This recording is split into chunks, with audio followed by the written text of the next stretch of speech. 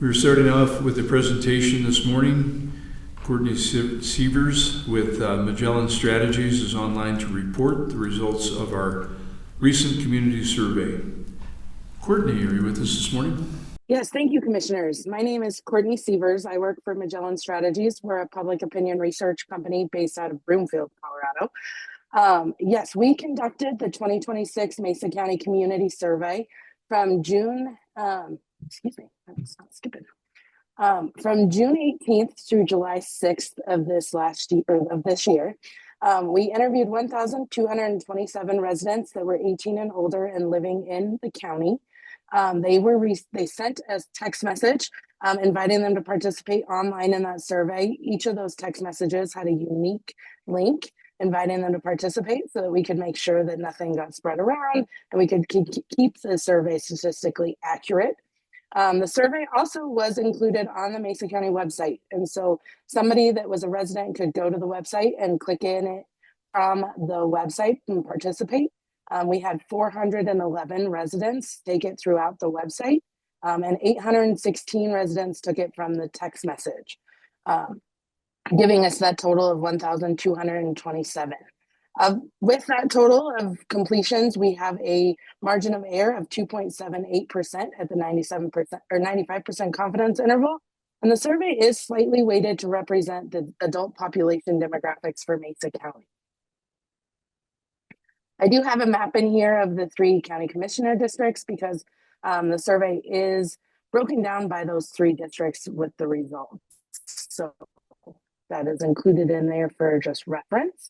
And today we're going to go through kind of an abbreviated presentation, a little bit short just due to time.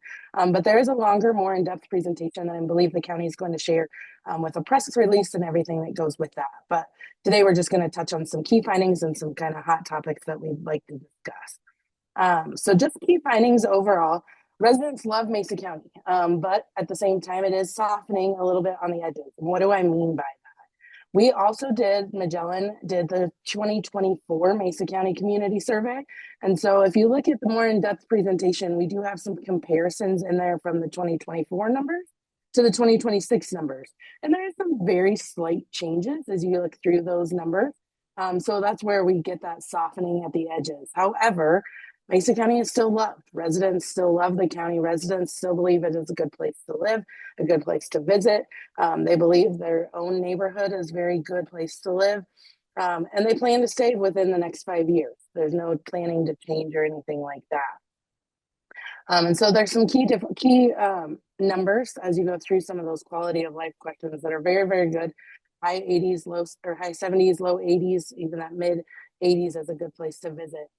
But in comparison to some of those 2024, you see a little bit of slight of drop in just some of those quality of life questions.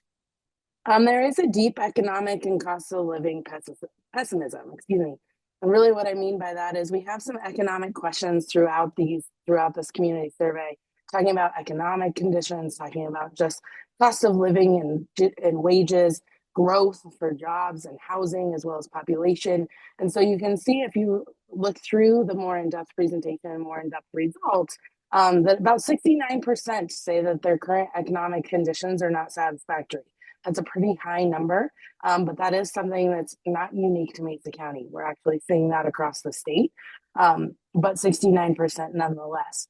That is higher among that younger demographic, that 18 to 44 age group at 77%.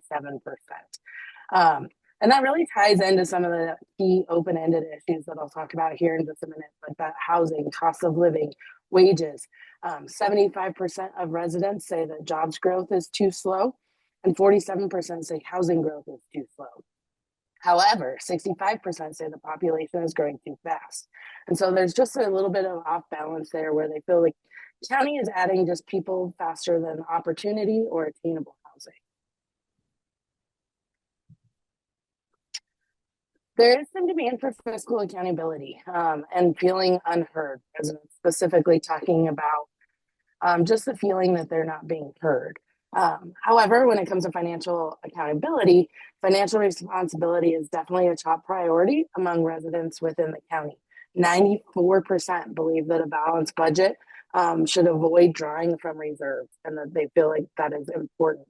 And it's also just fiscal accountability a top priority. It's the number one ranked, where 60% believe that fiscal responsibility is very important. And so you can see as you go through there some of the other priorities that we tested. I'm not going to go more in depth on those, but we can answer any questions that you may all have if need be.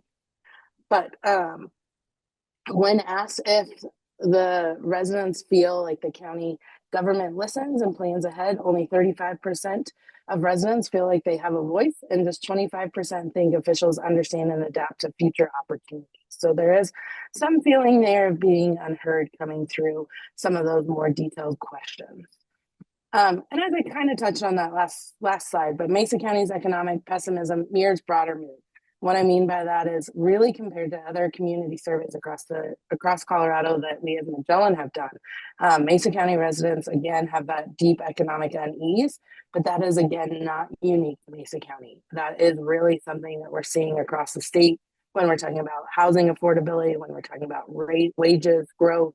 When we're looking more at some of those quality of life questions like retirement, raising children, you can really see the impact that cost of living and inflation is having when tied to those two things. Now, this survey compared to 2024, as I mentioned, had a link to the survey through the website. And so I just want to touch on a couple differences that we saw among those residents that took it through the text messages, in which they were a random sample from the Colorado voter file asking them to participate, versus those that took it through the website. And so some big differences are really just in how people rate the county's performance and whether they feel they're getting their money's worth, not in what they think the county's priorities should be. So really, when it comes to priorities and where the county's moving forward, those are something that both of those subsets agree on. Really, those differences come due to service quality and good value for taxes paid. You can see there on the third kind of bullet there, just talking about those differences. But why really is there a difference? Well, mainly it's due to the demographics of those that completed it on the website versus those that completed it through the text message. Among those that completed it through the website, 50% of them were 50 and older, and they were much more female and much more educated. The text message to the online methodology, where it's pulled from a random sample, was much more in line with the adult population of Mesa County. So it was younger, it was more split evenly between gender, as well as it was much more split evenly across the 3 county commissioner districts. Let's jump into some of the questions that we're going to include kind of in our discussion today. Again, if there's more broad questions, I'm willing to take those as well. We just, for time purposes, kind of wanted to keep this short and sweet. So one of the big questions that we always ask in our community survey is a verbatim question. Please describe the top 2 or 3 issues, priorities, or problems that you think Mesa County should address in the next 2 to 3 years. And this is, again, just straight from the horse's mouth. This is what residents are saying. This is what they believe. And so these are kind of top 10 issues here, split between this slide and the next, really talking about what they believe are the issues and priorities the county should address. Now, some of these issues are stuff that the county can control, stuff that the county can do something about, and stuff that they can have an impact on. However, some of these they have not, or the county itself as Mesa County cannot impact or does not have as much control over. And you can see that as we go through here.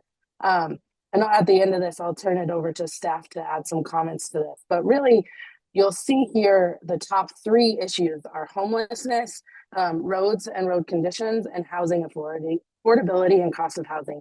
Those 3 were actually the same top issues that the 2024 survey had, very similar, really coming down to homelessness, housing affordability, growth and development management being there number 4. And again, some of these really tie into that cost of living, inflation, the economy, and all of that playing an impact here. The one that I really do want to point out is water, and mainly because that was not a top issue in the 2024 survey. It was in this year's survey. However, I also want to point out that the survey started on June 17th, and I believe the Snyder fire happened right in the middle of that, June 27th, I believe, right in there. And so that Snyder fire did have an impact on just happening during this. And so that could have played an impact here, but most of our interviews were actually about half to 2/3 of them were in before that Snyder fire started. So water was an issue before that even played a factor here, and is a top issue in the 2026 survey, where it was not in the 2024 survey. Just the other rounding out kind of the top 10 issues that the county should address: traffic and traffic enforcement. Again, cost of living, when speaking more specifically on local pay, just everyday costs, paying jobs, crime and public safety, taxes and government spending, talking about rising property taxes. Again, some of these that the county can control, some of these that the county cannot. And then mental health and substance abuse services. This one actually kind of went down compared to the 2024 survey, but it's still there in the top 10. One of the questions that we've asked this year and in 2024 was, overall, how would you rate the quality of services provided by each of the following? The county level, the state level, and the federal government. And you can see some differences there really among those blue kind of bar charts. And so with 49% of residents in Mesa County saying that those quality of services provided by the county are excellent or good, state of Colorado drops to 34%, and then you can see the federal government dropping to 21%, excellent and good. Where the red, that deeper red, talking about poor, increases from county level to the federal government. The next question that we kind of wanted to point out was, do you agree or disagree with the following statement? Mesa County residents receive good value in county services and programs considering how much they pay in taxes. This one is statistically tied just outside of the margin of error, 49% saying they agree with that statement, 46% saying they disagree. And you can see some kind of differences here on the right when you look at it by subgroup. Those residents 65 and older have a much higher agree feeling towards that statement of receiving good value for county services and programs for what they pay in taxes, where those 64 and younger are just at that 42, 44% mark. So a difference there in age. You can also see a difference there slightly in correlation among income level, with less at 44% agree going up to 57% agree among those that have a household income of more than 150,000.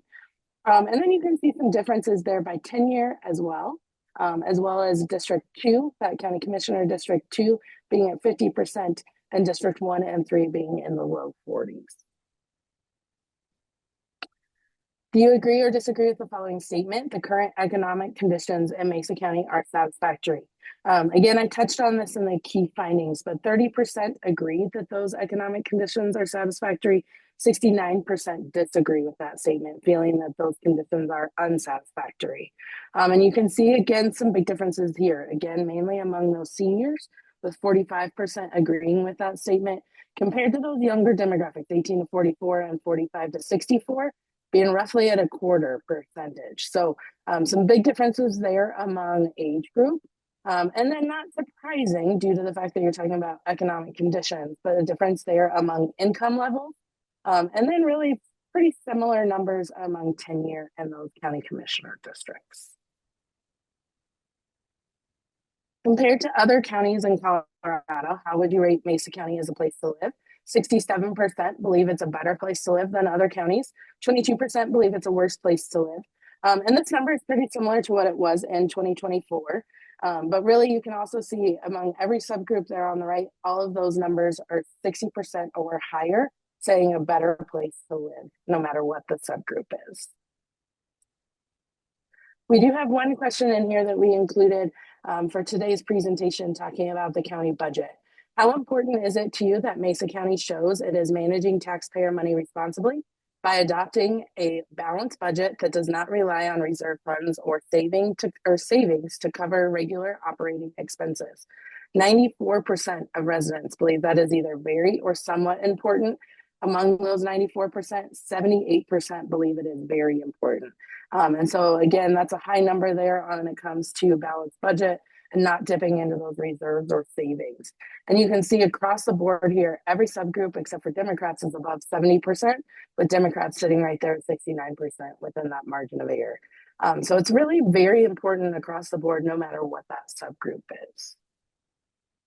And I know that was kind of a quick overview, but I have talked to staff and they wanted to add some comments, mainly talking about those top issues. So I'll turn it over to Todd. Thank you, Courtney. Commissioners, good morning. Todd Hollenbeck, County Administrator. First, I'd like to thank our citizens for taking the time to fill this out, providing their feedback. Thank our team for the work and the progress that we've made since the last survey. At the end of the day, we don't view this as a pass or a fail type of grade. We view this as what's working well and what can we continue to improve on. And so I think that as we go down through the results, you'll see some categories that are certainly within Mesa County's responsibility that we want to take ownership for, that we want to work towards, we want to solve those issues as they're identified. This will be a great opportunity for us to implement within our quarterly strategic plan meetings, talk with our departments, and begin to track that progress that we're making on these items. I think on those items that are more specific to, we've seen within the comments, areas that are identified for specifically to other municipalities, CDOT, the state, feds, utility companies. We want to make sure as good partners that we're getting that message over to them and sharing those documents as well. And so I think there's some great opportunities for making these types of improvements, and there's some low-hanging fruit for all of us. We also saw within the comments a number of comments made regarding the economic situation, more specifically the impact that everybody's feeling right now, kind of the pinch. And I think from our perspective, this is no different than the work we went through last year in 2026 as we entered our budget process to the work we're doing right now going into our 2027 budget process. We're all feeling that constraint for Mesa County. We're seeing relatively flat revenues. We're seeing reduced grants, and we're seeing costs go up as a result of the services. And so we're evaluating that closely, and this is going to be another tough budget year for us.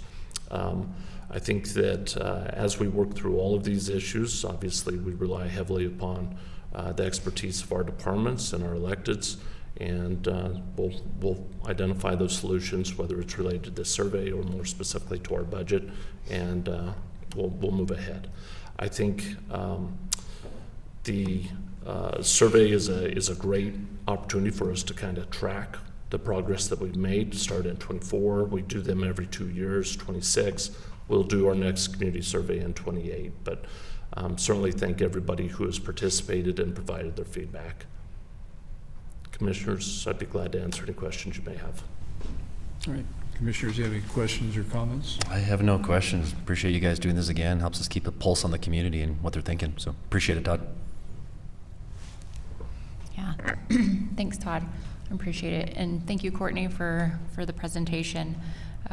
This isn't our first look at the presentation. It was really informative to understand, as Commissioner Davis said, the pulse of the community. We really do want to make sure that we're on target. What are some of the things that we can communicate better on? Budget season is among us. We're going to have to make some tough calls. It's clear that people are concerned about economics. We're going to make sure that we're really aware of that when doing our budget this year. We don't have a lot of control over federal policy when it comes to the economics. Neither do we have a lot of control over the state policy. I think people are feeling the crunch in more ways than one. And we want to make sure that we're just being good stewards of our taxpayer dollars, that they're getting the best services, and that we're investing in economic policies here locally the best that we can. So we're taking a hard look at how we can implement a working budget that meets the needs of our community the best that we can. Yeah, and I think for me, the takeaway that I saw was the concern over the opportunities within our community for job growth or attainable housing. And, we need to be aware of that as commissioners and as administrative, that we work with our economic partnerships to make sure that we have those opportunities moving forward. And I know they're out there and we're looking. We want to make sure that we don't export our children and grandchildren to another community.